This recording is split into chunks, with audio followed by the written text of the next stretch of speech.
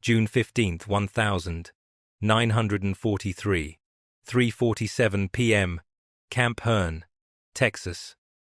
Obergefreiter Klaus Richter stepped from the sweltering railroad car into the blazing Texas sun, his gray Wehrmacht uniform clinging to his emaciated frame like wet canvas. For 18 months, he had subsisted on ersatz coffee made from acorns, bread stretched with sawdust, and the dwindling hope that the 1,000-year Reich might yet turn the tide. His last meal in North Africa had been a shared tin of sardines among 12 men. Now, as American guards gestured toward a mess hall the size of a Bavarian cathedral, Richter caught his first whiff of what would shatter every assumption he held about his enemy's capacity for war. The aroma was impossible, incomprehensible. Fresh beef, actual butter, white bread made from wheat, not the gray, gritty substitute he'd known for years. Through the mess hall windows, he glimpsed American soldiers discarding half-eaten steaks, tossing whole oranges into trash bins with casual indifference. One GI poured an entire bottle of Coca-Cola onto the ground to rinse dust from his boots. Richter watched the brown liquid foam and disappear into the Texas dirt, representing more sugar than his entire company had seen in months. "Mein Gott," he whispered to the prisoner beside him. "They are pouring their food into the earth." This story is about how German prisoners of war, arriving on American shores between 1943 and 1945, experienced a cognitive dissonance so profound it would fundamentally alter their understanding of the conflict they had been fighting. The mathematics of destruction were already loaded into the dice, but these men, hardened veterans who had conquered Poland, France, and nearly brought the Soviet Union to its knees, were witnessing for the first time the true industrial engine that would grind the Third Reich to dust. What they discovered in American prison camps was not just abundance, but waste on a scale that defied their comprehension of wartime reality. They were seeing the face of a nation that could afford to lose the war and still emerge wealthier than when it began. The arithmetic of impossibility.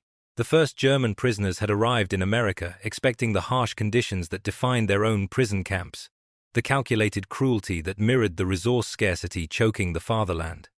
Instead, they found themselves deposited into an alternate universe, where the fundamental rules of wartime existence had been suspended. At Camp McCain in Mississippi, Wehrmacht Hauptmann Friedrich Guggenberger, who had commanded a U-boat that terrorized Allied shipping for 2 years, was assigned to work in the base kitchen. On his first morning, the American cook, a portly sergeant from Iowa named Murphy, handed him a paring knife and pointed to a mountain of potatoes. "Peel them spuds, Fritz," Murphy said, then walked away. Guggenberger stared at the pile. In his estimation, there were perhaps 40 pounds of potatoes, enough to feed his entire submarine crew for a week during their leanest patrols. He began peeling with the meticulous care of a man who understood scarcity, removing only the thinnest possible layer of skin. After an hour, he had completed perhaps 8 potatoes.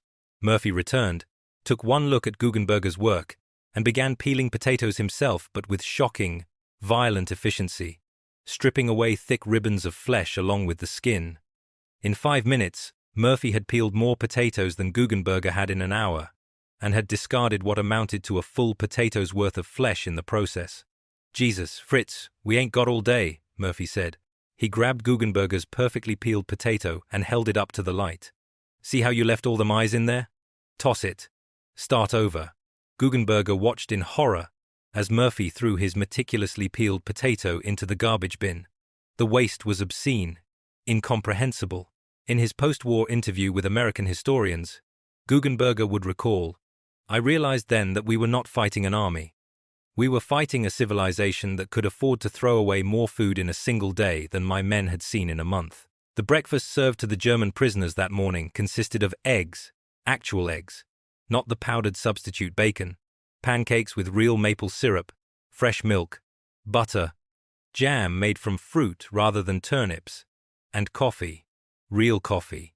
The American guards ate the same meal, but Guggenberger noticed they left food on their plates, not scraps, whole strips of bacon, entire pancakes. Half-filled cups of coffee poured down the drain. At Camp Alva in Oklahoma, Gefreiter Hans Lammerding recorded in his contraband diary, The Americans feed us better than we fed ourselves when we controlled all of Europe. They are either the most sophisticated psychological warfare experts in history, or they truly do not understand that there is a war happening. The truth was more disturbing than either possibility. There was no psychological warfare. The American abundance was genuine, casual, and to German minds shaped by 4 years of total war economy, utterly insane. The ideology of waste.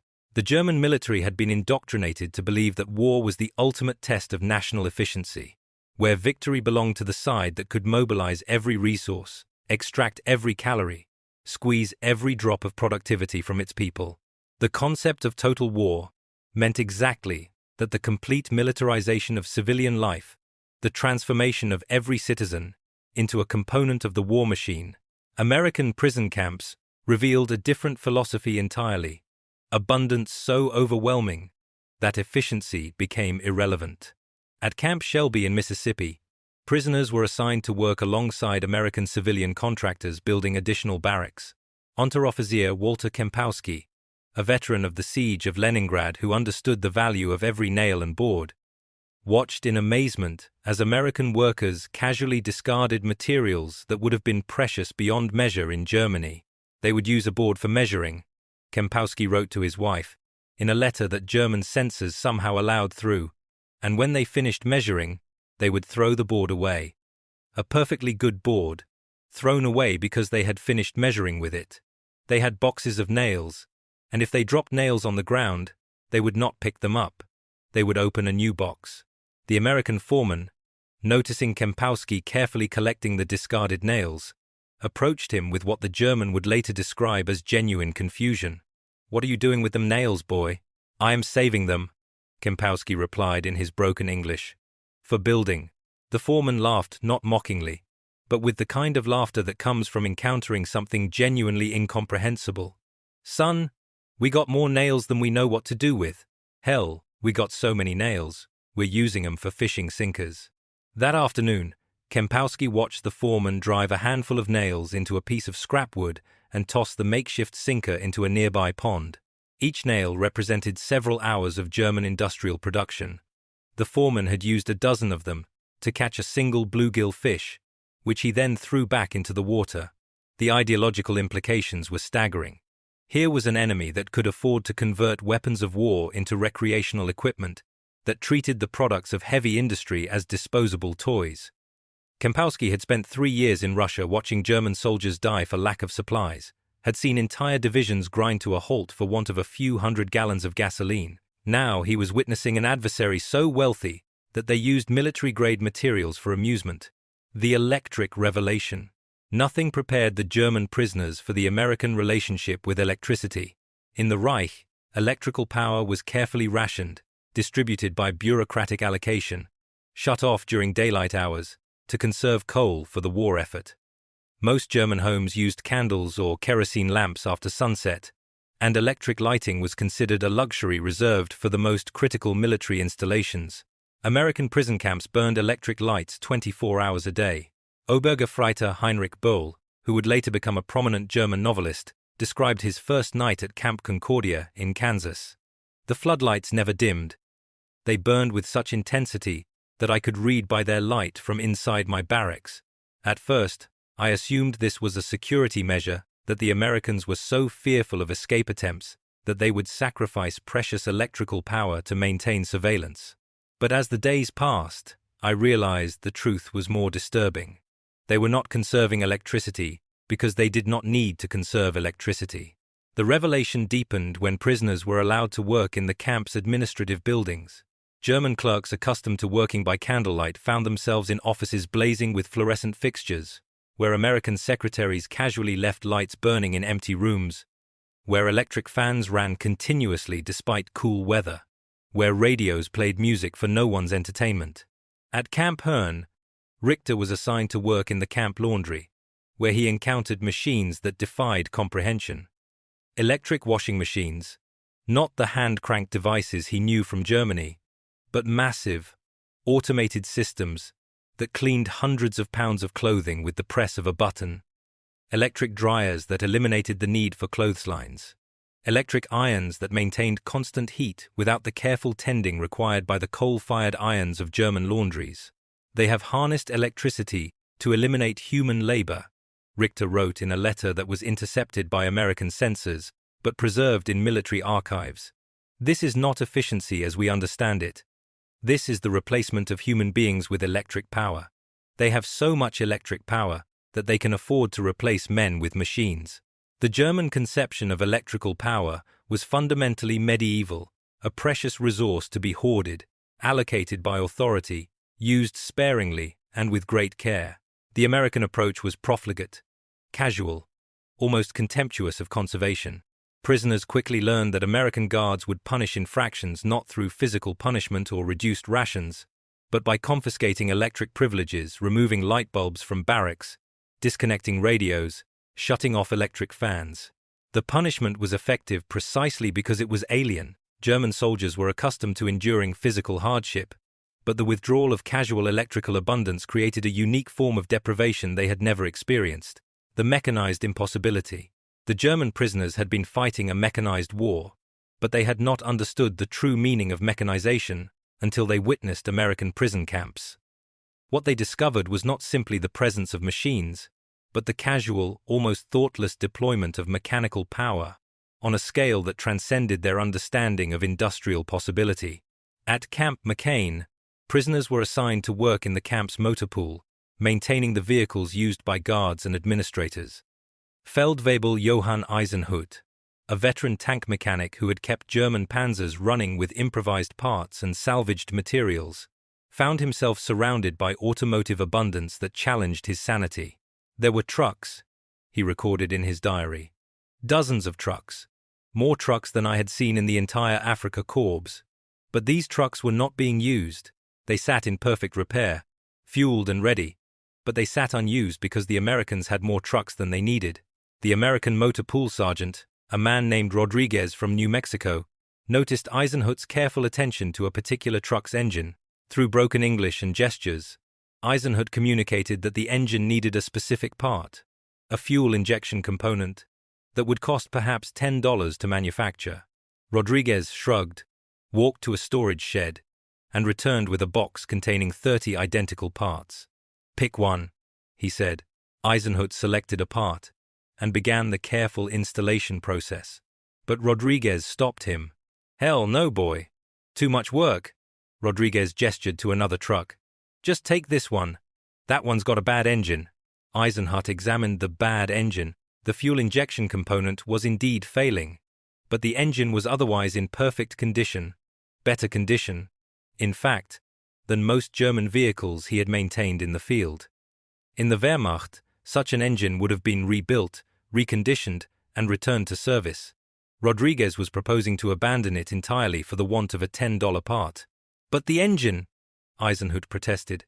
"It is good engine, son," Rodriguez replied. "We got more engines than we got trucks to put 'em in."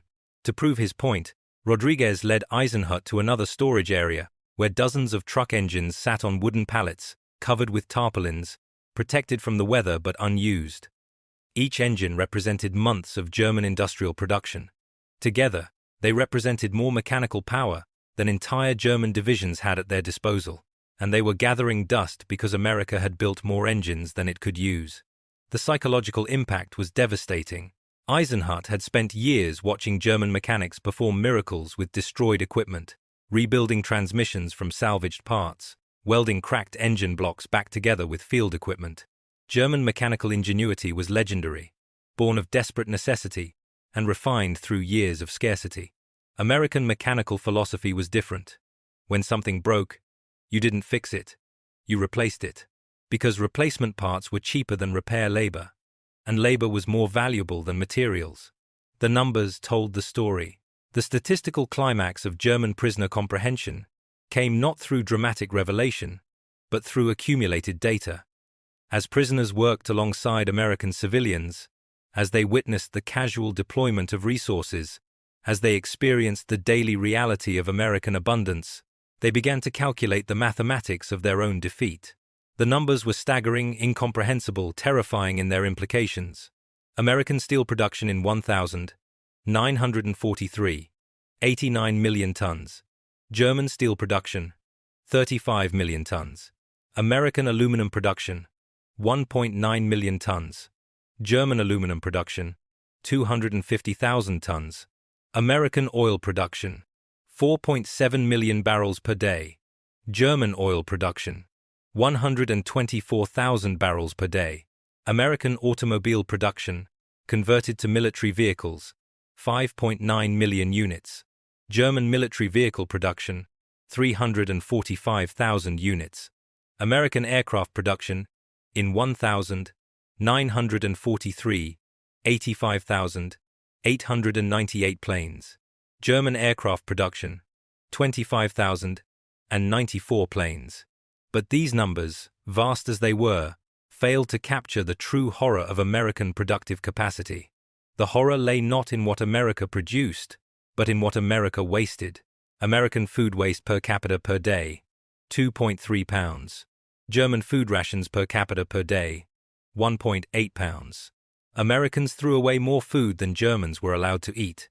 American gasoline consumption for civilian purposes, 43 billion gallons annually. German gasoline production for all purposes, 7.5 billion gallons annually. Americans burned more gasoline driving to movies and visiting friends than Germany produced for its entire war effort. American electricity generation, 232 billion kilowatt-hours. German electricity generation, 59 billion kilowatt-hours. American civilians used 4 times as much electricity as the entire German nation produced. The mathematics of waste revealed the mathematics of victory. America was not winning the war through superior strategy or tactical brilliance. America was winning through abundance, so overwhelming that efficiency became irrelevant, through productive capacity so vast that waste became a luxury the nation could afford. The taste of victory. Nothing communicated American abundance more powerfully than food. Not just the quantity, but the quality, variety, and casual waste that characterized American eating habits. German prisoners, accustomed to ersatz coffee, sawdust bread, and carefully rationed portions, found themselves confronted with an American food culture that defied comprehension. At Camp Shelby, Gefreiter Ludwig Bemmelmans, who would later become a famous illustrator, was assigned to work in the officers' mess. His job was simple: clear tables after American officers finished their meals. What he discovered there would haunt him for decades. They left meat on their plates, he wrote to his sister. Not scraps, not bones, but good meat. Beef, pork, chicken meat, that would have fed a German family for a week, left on plates and thrown into garbage bins. I asked the cook why they threw away so much food. He looked at me as if I were insane. Boy, he said, we got more food than we know what to do with. Hell, we're feeding better food to you prisoners than most folks back home ate before the war. The American officers' mess served fresh fruit with every meal. Apples, oranges, bananas, grapes, fruit that Bemmelmans had not seen since before the war began. But American officers treated this fruit casually, often taking a single bite from an apple before discarding it, peeling oranges and eating only half, leaving entire bunches of grapes untouched on serving plates. Bemmelmans began secretly collecting this discarded fruit, planning to share it with fellow prisoners. The American cook discovered his cache and, instead of punishing him, expressed bewilderment. Son, you don't need to hoard that fruit. We get fresh fruit delivered every other day. More fruit than we can eat. Look here. The cook led Bemmelmans to a storage room filled with crates of fruit, dozens of crates, hundreds of pounds of fresh produce. Some of the fruit was beginning to overripen. See that? The cook pointed to a crate of bananas that were developing brown spots. That whole crate's gonna go to the pigs tomorrow. Too ripe for the officers. Bemmelmans stared at the condemned bananas. Each banana represented weeks of German agricultural labor, precious tropical imports that hadn't been seen in Germany since 1940. The Americans were feeding them to pigs because they were slightly overripe. The ideological implications were staggering. Here was an enemy that could afford to feed its livestock better than the Wehrmacht fed its soldiers. American pigs ate fruit that German officers couldn't obtain at any price. The ice cream offensive. Perhaps no single item encapsulated American abundance more powerfully than ice cream. To German prisoners accustomed to a wartime economy where dairy products were luxury items rationed by government allocation, The American relationship with ice cream represented a level of decadence that transcended their understanding of civilized behavior. At Camp Alva, Hauptmann Ernst Kramer was assigned to supervise German prisoners working in the camp's dairy facility. His job was to oversee the production of milk, butter, and cheese for camp consumption. On his first day, he discovered that the facility also produced ice cream, not as a special treat for holidays or celebrations, but as a regular menu item served 3 times per week. Ice cream, Kramer wrote in his journal, requires milk, sugar, eggs, vanilla, and mechanical refrigeration. In Germany, any one of these ingredients would be precious. Combined into ice cream, they represent wealth beyond the dreams of most German families.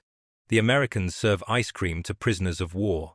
The scale of American ice cream production defied comprehension. The camp's ice cream machine could produce 50 gallons per batch, and it ran twice per week. Each batch contained ingredients that would represent a month's rations for a German family: 20 gallons of cream, 40 pounds of sugar, 2 dozen eggs, and enough vanilla extract to flavor 1,000 German desserts. But the true revelation came when Kramer witnessed American soldiers discarding partially eaten ice cream. GIs would take large portions, eat half, and throw the remainder away, not because the ice cream was bad, not because they were full, but because they were casually indifferent to waste. I watched one American soldier, Kramer recorded, take 3 scoops of ice cream, eat perhaps half of 1 scoop, and then throw the bowl into a garbage bin because he was distracted by a conversation with another soldier. 3 scoops of ice cream, discarded without thought. The sugar alone in those 3 scoops would have been worth a week's wages on the German black market. The American ice cream offensive extended beyond the prison camps. German prisoners working in nearby towns witnessed civilian ice cream parlors, drugstore soda fountains, and door-to-door ice cream vendors. American children ate ice cream casually, daily, treating it not as a luxury but as a routine pleasure. Kramer interviewed American guards about ice cream consumption and discovered that the average American consumed over 8 quarts of ice cream per year, 8 quarts per person, in a nation of 140 million people. The mathematics were impossible. America was producing over 1 billion quarts of ice cream annually while fighting a global war. They are fighting a war, Kramer concluded, while eating ice cream. This is not a nation under siege. This is a nation on holiday. The Coca-Cola empire. Among all the symbols of American abundance that shocked German prisoners, none was more mystifying than Coca-Cola. Here was a beverage that served no nutritional purpose, provided no caloric sustenance, and existed purely for pleasure, yet it was available in unlimited quantities, treated as casually as water, and consumed with such indifference that American soldiers regularly poured it onto the ground. Obergefreiter Hans Schemm, captured at Anzio, encountered Coca-Cola on his first day at Camp McCain. An American guard offered him a bottle cold, condensation beading on the glass, the distinctive logo gleaming in the Mississippi Sunday. Schemm had heard rumors of this American beverage, but seeing it, touching it, represented a cognitive shock that would reshape his understanding of enemy capabilities. The bottle was cold, he wrote in his memoir, published decades after the war. Not cool, but cold, refrigerated. They had used electrical power and mechanical refrigeration to chill a beverage that existed only for taste. In Germany, we used ice to preserve medicine, to keep food from spoiling. The Americans used ice to make their pleasure beverages more pleasurable. The taste was unlike anything in Schemm's experience, sweet beyond German comprehension, flavored with exotic spices, carbonated with a sharpness that made his eyes water. But the flavor was less important than the implications. This beverage required sugar, flavorings, carbonation, bottling, refrigeration, and distribution. Each bottle represented a complex industrial process that produced nothing of military value, nothing that contributed to the war effort, nothing that sustained life. And American soldiers drank it constantly. Schemm watched American guards consume Coca-Cola with casual indifference. They drank it with meals, between meals, during work breaks, and as casual refreshment. They opened bottles, drank half the contents, and abandoned the remainder. They used Coca-Cola to wash down aspirin, to settle their stomachs, to celebrate good news, and to console themselves during disappointment. The American PX, the post exchange, where soldiers could purchase personal items, stocked Coca-Cola in quantities that defied belief. Cases upon cases of the beverage, stacked floor to ceiling, replenished weekly by trucks that arrived with military regularity. The logistics alone was staggering. A beverage that served no military purpose was being transported across the American continent, distributed to every military installation, kept refrigerated through electrical power that could have supported military communications, and consumed by soldiers who treated it as a basic necessity of civilized life. I realized, Shem wrote, that we were not fighting an army that had Coca-Cola. We were fighting an army that required Coca-Cola, an army whose morale depended not on military success, but on the continuous availability of chilled, carbonated pleasure beverages. This was decadence beyond our understanding, but it was decadence backed by industrial power beyond our comprehension. The Coca-Cola revelation extended beyond the camps. German prisoners working in American towns witnessed civilian Coca-Cola consumption that transcended military indulgence. American drugstores served Coca-Cola from fountain machines. American restaurants offered it with every meal. American children drank it as casually as German children drank water. The company itself represented a business model that German minds couldn't comprehend. A corporation that produced nothing essential, nothing that sustained life or supported military operations, yet had grown wealthy enough to distribute its products globally, to advertise on billboards and radio programs, to sponsor entertainment events and sporting competitions. America was fighting a global war while simultaneously supporting a massive civilian industry devoted entirely to the production and distribution of flavored sugar water. The crushing realization, as months passed in American captivity, the accumulated evidence of American abundance created a psychological crisis among German prisoners that their officers would later describe as ideological collapse. These men, raised on Nazi mythology of German racial superiority and industrial supremacy, found themselves confronting evidence that contradicted every assumption about relative national capabilities. Hauptmann Guggenberger, the U-boat commander who had experienced the early shock of American kitchen waste, began keeping detailed notes on everything he witnessed. His journal, preserved in German military archives, chronicles the gradual destruction of his worldview. Week 1. The Americans feed us better than we fed ourselves when we controlled half of Europe. I assume this is temporary, perhaps propaganda, designed to encourage cooperation. Week 4. The abundance continues. American guards eat the same food we receive, but they leave more on their plates than we are served. Their food waste exceeds our rations. This cannot be propaganda. This is their normal state of existence. Week 8. I have been assigned to inventory American supply deliveries. Today, 2,400 pounds of fresh beef, 800 pounds of butter, 1,200 pounds of sugar, 600 gallons of fresh milk, and 50 cases of canned peaches. This is for 1 week, for 800 prisoners and 200 guards. The mathematical implications are disturbing. Week 12. An American guard discarded a perfectly functional wristwatch because the leather band was cracked. When I offered to repair the band, he looked at me with genuine confusion. Why would I fix it when I can buy a new one for $12?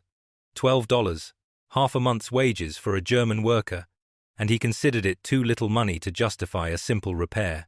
Week 20. I have been here 5 months. The abundance has not diminished. If anything, it has increased.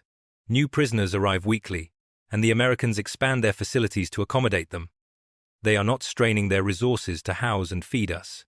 They are casually, effortlessly absorbing thousands of enemy prisoners while simultaneously fighting a global war. The mathematics are impossible, yet the evidence is undeniable. Week 26. I now understand that we never had any chance of winning this war. Not because of American military superiority, not because of tactical advantages or strategic brilliance, but because they possess resources on a scale that makes victory inevitable. They are not fighting a war. They are waiting for us to exhaust ourselves against their abundance. The psychological impact extended beyond individual prisoners to create a collective crisis of understanding. German POWs began questioning not just military strategy, but the fundamental assumptions about national power that had justified the war itself. At Camp Shelby, Obergefreiter Walter Schreiber organized clandestine discussion groups where prisoners attempted to reconcile their experiences with Nazi ideology. The conversations, recorded by hidden microphones planted by American intelligence, revealed the depth of German ideological confusion. If the Americans possessed such abundance, one prisoner asked, why did they not share it with Europe before the war? Why did they allow Germany to suffer unemployment, inflation, and scarcity when they possessed the power to provide abundance for everyone? Another replied, perhaps they did not know their own strength. Perhaps they have discovered their capabilities only through fighting this war. A third voice, identified as Schreiber himself. Or perhaps we misunderstood the nature of power itself. We believed that power came from discipline, efficiency, and the elimination of waste. The Americans have shown us that true power comes from the ability to waste resources so casually that waste becomes a form of strength. The liberation of assumptions.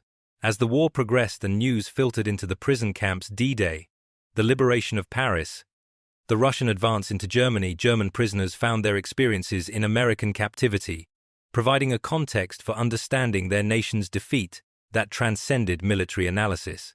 At Camp Concordia, Feldwebel Johann Weber received a letter from his wife describing conditions in war-torn Germany.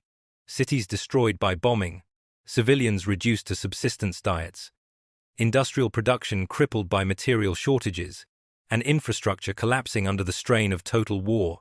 Reading this letter, while surrounded by American abundance, created a moment of revelation that Weber would later describe as the liberation of my assumptions. I realized, Weber wrote in his post-war memoir, that Germany had been fighting the wrong war. We had mobilized our entire nation for total war, had transformed every citizen into a component of the military machine, had eliminated waste and maximized efficiency, had achieved the perfect synthesis of state and military power. And we were losing to a nation that had not mobilized for total war, that continued to produce consumer goods, that wasted resources on massive scales, that fed ice cream to prisoners and poured soft drinks onto the ground. Weber's realization extended to a fundamental reconsideration of Nazi ideology itself. The Third Reich had been built on assumptions about the relationship between discipline and power, between sacrifice and strength, between efficiency and victory. American abundance suggested that these assumptions were not just incorrect, but completely backwards. Power, Weber concluded, does not come from the elimination of waste. Power is the ability to afford waste. Strength is not the mobilization of every resource for military purposes. Strength is possessing so many resources that you can afford to use most of them for civilian pleasure, while still maintaining military superiority. The psychological liberation was both exhilarating and terrifying. If German assumptions about power were incorrect, then what else about Nazi ideology was false?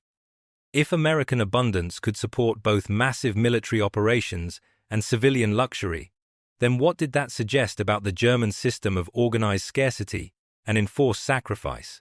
These questions became more urgent as prisoners learned about the Holocaust, the systematic murder of European Jews, the slave labor programs, and the other crimes committed in the name of German efficiency. The revelation of American abundance provided a context for understanding these crimes not as necessary evils, but as products of a fundamentally flawed ideology that confused cruelty with strength, that mistook organized brutality for effective governance. Roosevelt's piano.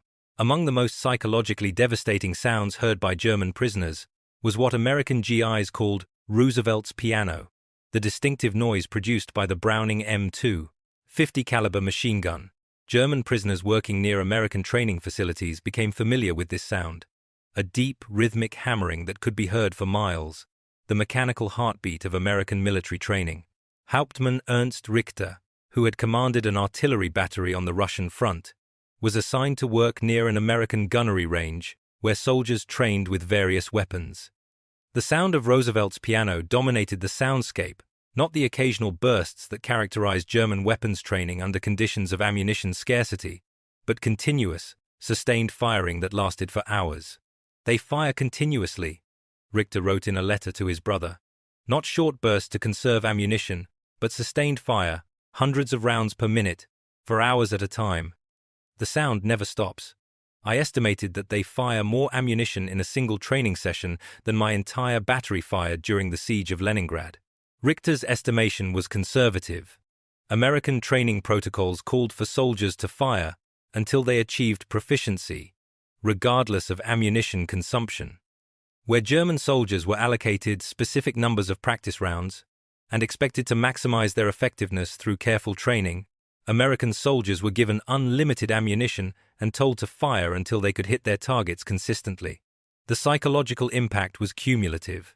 Hour after hour, day after day, the sound of Roosevelt's piano reminded German prisoners that their captors possessed ammunition in such abundance that they could afford to use it for training rather than combat. Each burst represented dozens of rounds of .50 caliber ammunition that German forces would have conserved for desperate battles, ammunition that represented months of German industrial production, ammunition that German soldiers had learned to use with surgical precision because replacement rounds might never arrive. American soldiers were learning to use this same ammunition with casual proficiency, firing thousands of rounds to achieve the same level of marksmanship that German soldiers had been forced to develop with dozens of rounds. The implications extended beyond ammunition to the entire American approach to military training. Where German military doctrine emphasized efficiency, conservation, and the extraction of maximum effectiveness from limited resources, American doctrine emphasized abundance, repetition, and the casual expenditure of materials to achieve superior results. German prisoners observed American pilot training and discovered that American aviators were taught to fly through unlimited flight hours, unlimited fuel consumption, and unlimited aircraft availability.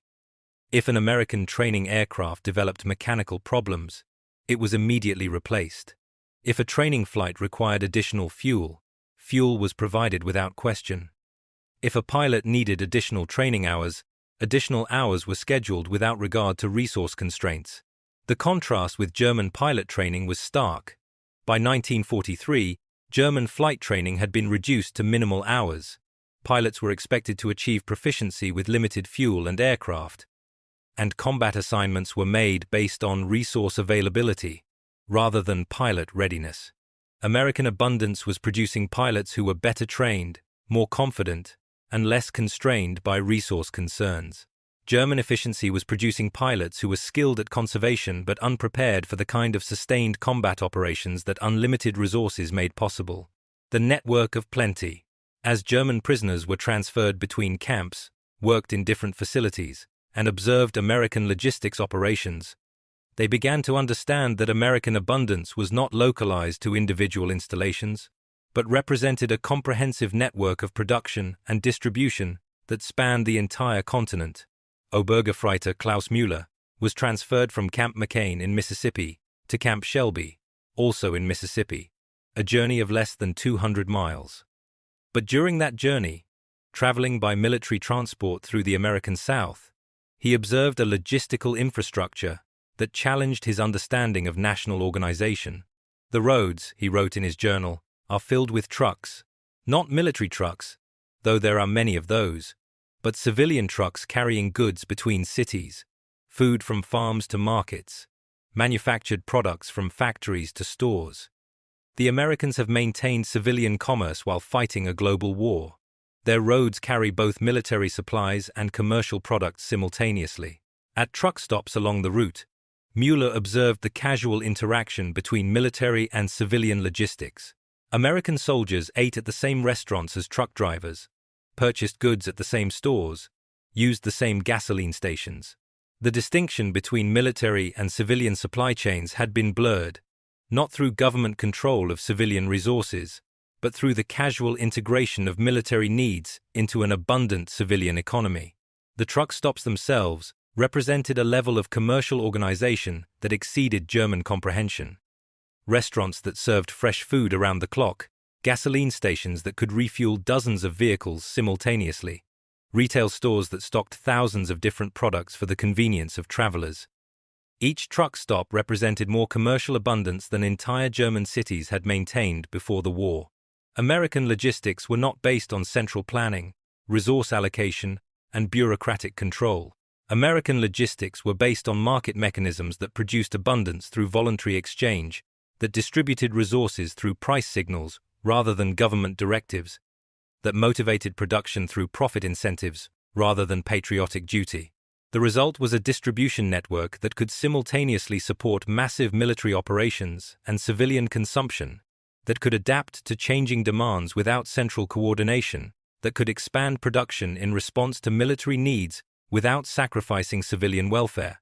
German prisoners observed railroad operations and discovered that American railroads carried both military and civilian freight on the same lines, that passenger trains continued to operate for civilian travel, while military transport trains moved equipment and personnel, that the railroad network had actually expanded during the war to accommodate increased demand rather than contracting to focus on military priorities.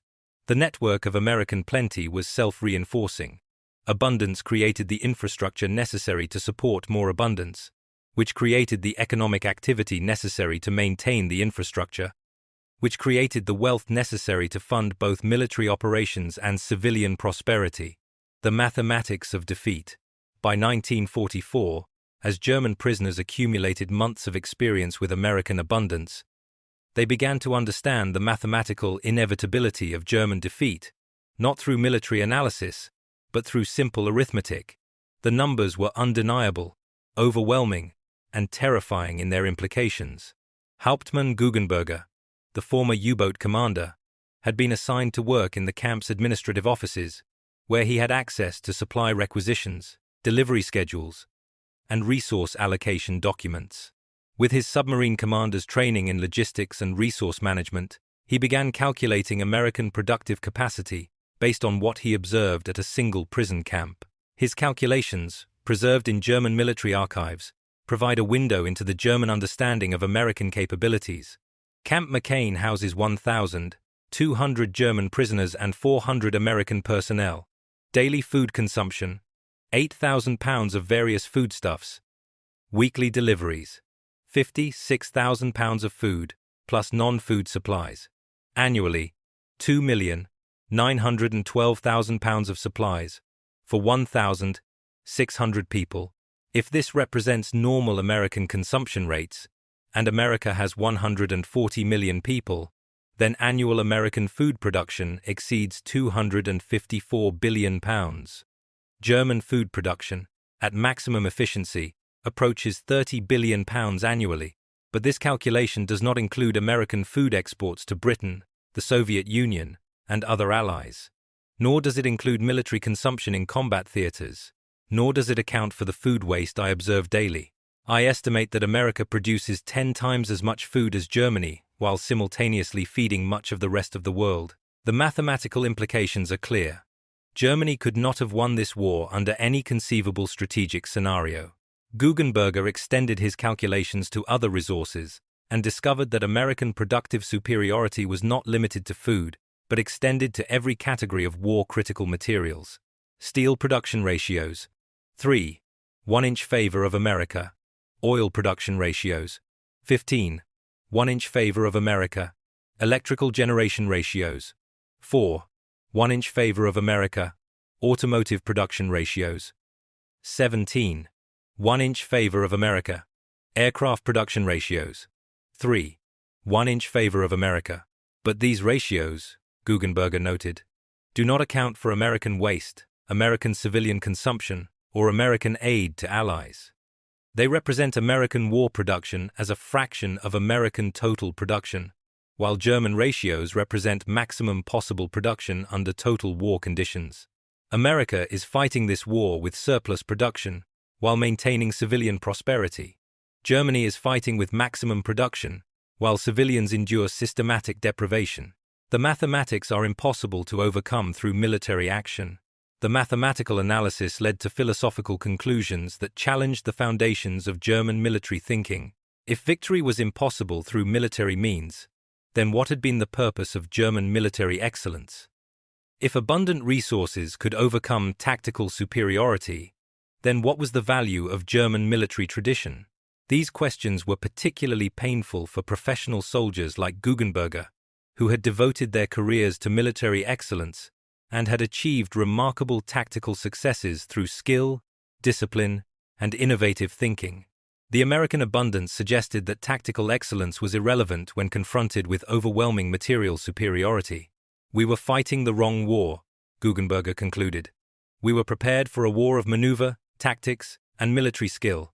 America was fighting a war of production, logistics, and industrial capacity. We brought swords to a factory. The revelation of leisure, perhaps the most psychologically devastating aspect of American abundance, for German prisoners accustomed to total war mobilization, was the discovery that Americans were maintaining civilian entertainment industries even while fighting a global conflict. The revelation came through American radio programs, movies, and recreational activities that suggested a civilian population that had not been mobilized for war, but continued to pursue pleasure and entertainment as normal activities. At Camp Alva, German prisoners were allowed to listen to American radio broadcasts as part of their re-education program. What they heard challenged every assumption about how a nation should organize itself during wartime. American radio programming in 1943 and 1944 included comedy shows, music programs, dramatic serials, game shows, and commercial advertisements for civilian consumer products. Professional entertainers were maintaining their careers. Advertising agencies were creating campaigns for non-military products, and radio networks were devoting significant broadcast time to programming that served no military purpose. Gefreiter Hans Lammerding, who had been captured in Italy, wrote in his diary, "American radio broadcasts comedy programs during wartime, professional comedians, performing for civilian audiences, making jokes about civilian concerns, as if there were no war happening. In Germany, all entertainment has been mobilized for war propaganda. American entertainment appears to exist for no purpose other than civilian pleasure." The contrast was stark. German radio programming had been completely militarized. News focused exclusively on military developments. Music was limited to patriotic songs and classical compositions that supported national morale. And entertainment programming was designed to maintain civilian commitment to the war effort. American radio suggested a civilian population that was psychologically insulated from the war, that maintained normal peacetime concerns, that continued to pursue pleasure and entertainment while their military fought battles on distant continents. The advertisements were particularly shocking. American radio broadcasts included commercial messages for civilian automobiles, household appliances, entertainment products, and luxury goods products that continued to be manufactured and marketed while the nation fought a global war. German prisoners heard advertisements for Coca-Cola, Lucky Strike cigarettes, General Electric appliances, Ford automobiles, and dozens of other consumer products that represented the continued vitality of civilian manufacturing. Each advertisement suggested that American factories were producing consumer goods in addition to military equipment, that American workers were earning wages sufficient to purchase luxury items, that American families were maintaining peacetime standards of living while their sons fought in Europe and the Pacific. The psychological impact was overwhelming. If Americans could afford to maintain luxury consumption during wartime, then what did that suggest about American productive capacity? If American factories could produce both military equipment and civilian luxuries simultaneously, then what did that suggest about the limitations of German industrial planning? The revelation extended to American movies, which continued to be produced for civilian entertainment throughout the war. German prisoners were occasionally shown American films as part of their re-education program, and these films revealed a civilian entertainment industry that had adapted to wartime conditions but had not been eliminated by military priorities. American movies in 1943 and 1944 included romantic comedies, musicals, adventure films, and dramas that dealt with civilian concerns rather than military propaganda. Professional actors, directors, and technicians were maintaining their careers. Studios were investing in expensive productions, and civilian audiences were purchasing movie tickets for entertainment purposes. The existence of the American entertainment industry suggested a level of economic abundance that allowed the nation to support massive military operations, while simultaneously maintaining civilian morale through professional entertainment. German cultural life had been completely subordinated to military priorities, while American cultural life continued to serve civilian desires. The Coca-Cola diplomacy. The most profound psychological impact on German prisoners came not from American military power, but from American cultural confidence, as expressed through the casual sharing of consumer products with enemy captives.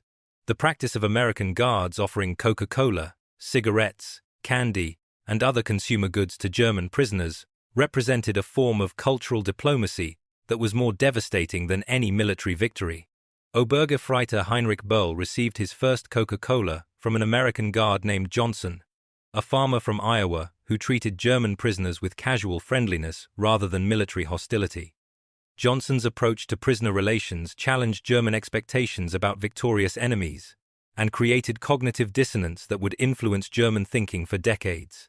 "Johnson offered me a Coca-Cola," Böll wrote in his memoir, "not as a reward for cooperation, not as payment for work performed, but as a casual gesture of human kindness." In his mind, sharing a soft drink was normal social behavior, even with enemy prisoners. This suggested a level of abundance so great that material goods had lost their significance as symbols of power or status. The gesture was repeated throughout American prison camps, as guards shared consumer products with prisoners in violation of official protocols, but in accordance with American cultural norms that emphasized hospitality, generosity, and the casual sharing of material goods. German prisoners had been trained to expect harsh treatment from victorious enemies, based on German military practices and Nazi ideology about racial conflict. Instead, they encountered American guards who shared food, offered cigarettes, provided medical care, and treated imprisonment as a temporary inconvenience rather than a permanent condition. The contrast with German treatment of prisoners was stark and psychologically devastating. German military doctrine had emphasized the dehumanization of enemies, the extraction of maximum labor from prisoners, and the conservation of resources for German use. American practice emphasized the rehabilitation of prisoners, the maintenance of human dignity, and the casual expenditure of resources for prisoner welfare. American guards did not share consumer products with German prisoners because they had been ordered to do so, but because American culture had trained them to share abundance as a normal expression of social relationships. The sharing was unconscious, automatic, and psychologically more powerful than deliberate propaganda could have achieved. German prisoners began to understand that they were encountering not just American military power, but American civilian values that had been extended to military operations. The American military was not a separate institution that had conquered civilian society for wartime purposes, but an extension of civilian society that maintained civilian values even during military operations. This realization suggested that American military power was sustainable because it was supported by civilian commitment rather than imposed through civilian coercion. Americans were fighting effectively because they chose to fight, not because they had been forced to fight by totalitarian control. The Coca-Cola diplomacy extended beyond individual gestures to represent a comprehensive American approach to international relations that emphasized cultural attraction rather than military domination. Americans were not trying to conquer German prisoners, but to demonstrate the superiority of American life through material abundance and cultural generosity. The final accounting. As the war ended and German prisoners prepared for repatriation, they faced the psychological challenge of reconciling their experiences in American captivity with the destruction of their homeland. The contrast between American abundance and German devastation created a final revelation that would influence German thinking for generations. Hauptmann Guggenberger, who had spent 2 years observing American abundance, received letters from his family describing conditions in defeated Germany: cities reduced to rubble, industrial facilities destroyed, transportation networks crippled, civilians reduced to subsistence levels, and social institutions collapsed under the weight of military defeat.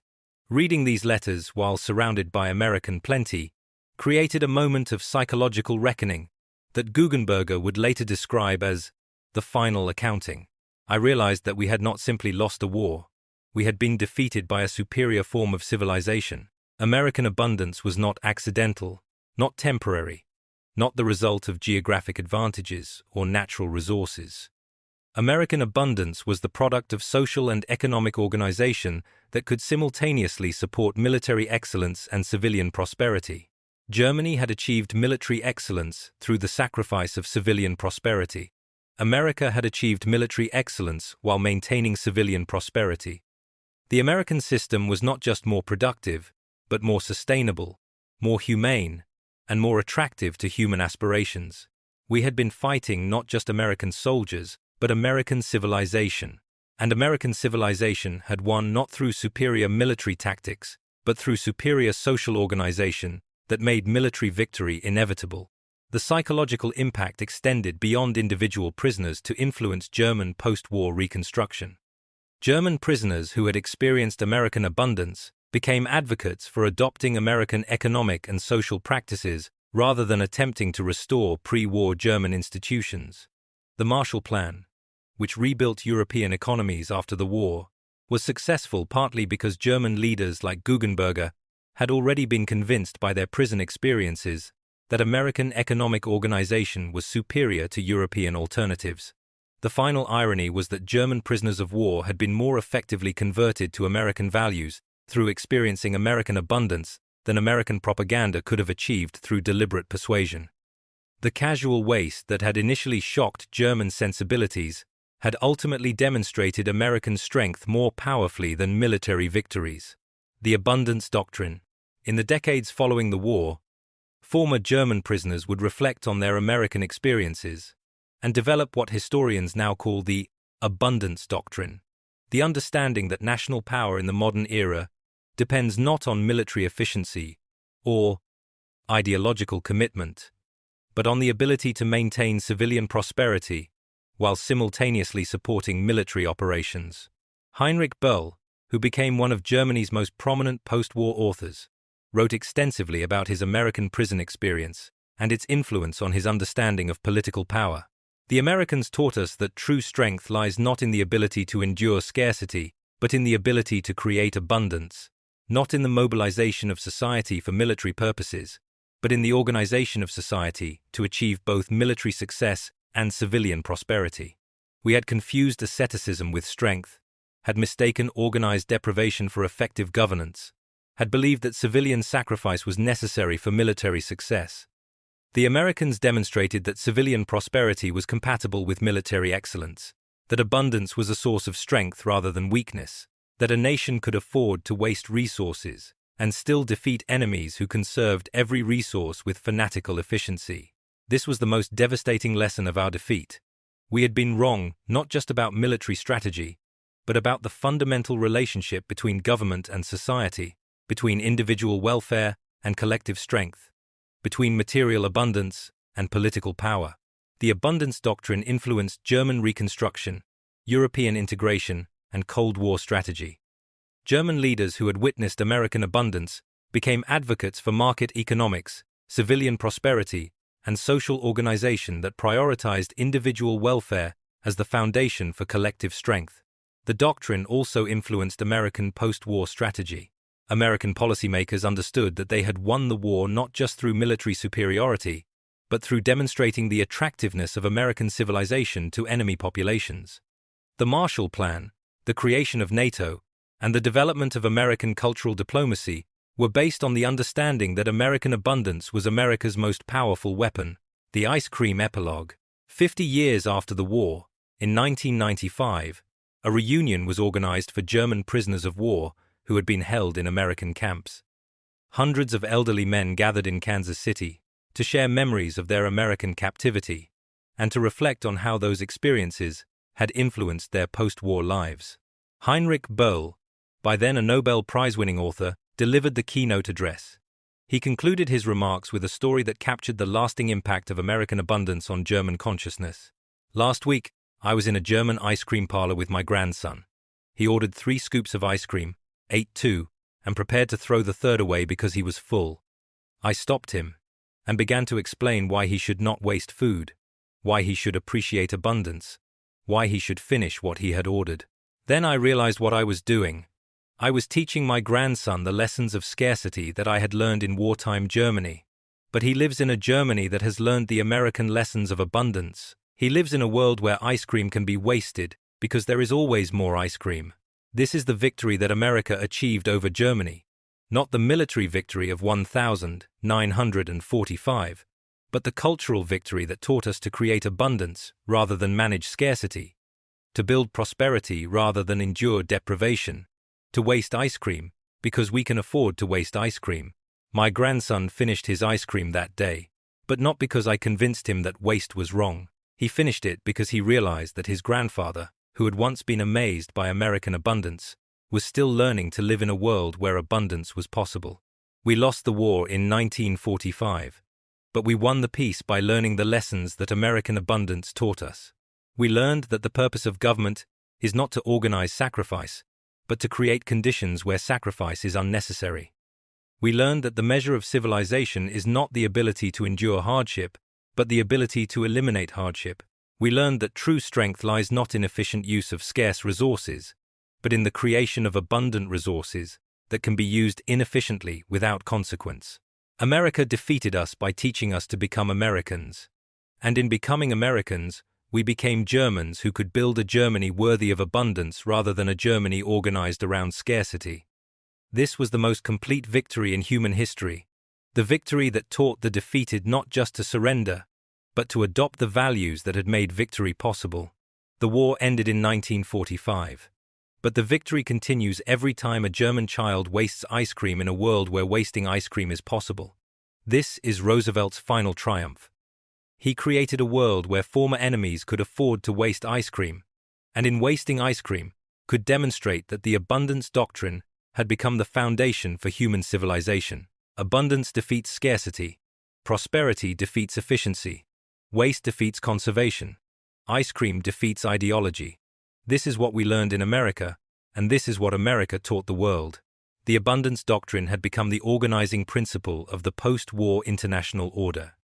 The Cold War would be won not by the side that could mobilize most efficiently for military conflict, but by the side that could demonstrate superior civilian prosperity while maintaining military readiness. The Marshall Plan, NATO, the European Union, and the eventual collapse of the Soviet Union all represented victories for the abundance doctrine over ideologies based on organized scarcity and civilian sacrifice. American prison camps had taught German prisoners that modern warfare was not about military tactics or ideological commitment, but about social organization that could simultaneously support both civilian prosperity and military excellence. This lesson would shape the remainder of the 20th century, as nations competed not just for military superiority, but for the ability to provide abundance to their citizens, while maintaining the capacity for military action. The most unusual sight that German prisoners witnessed in America was not American military power, but American civilian prosperity maintained during wartime. This sight would prove more decisive than any military victory, more influential than any peace treaty, and more lasting than any territorial conquest. It was the sight of a civilization that had learned to create abundance rather than manage scarcity, and in learning that lesson, had discovered the secret of sustainable power in the modern world. The network defeats the platform. Abundance defeats dedication. Ice cream defeats ideology. This was America's gift to history.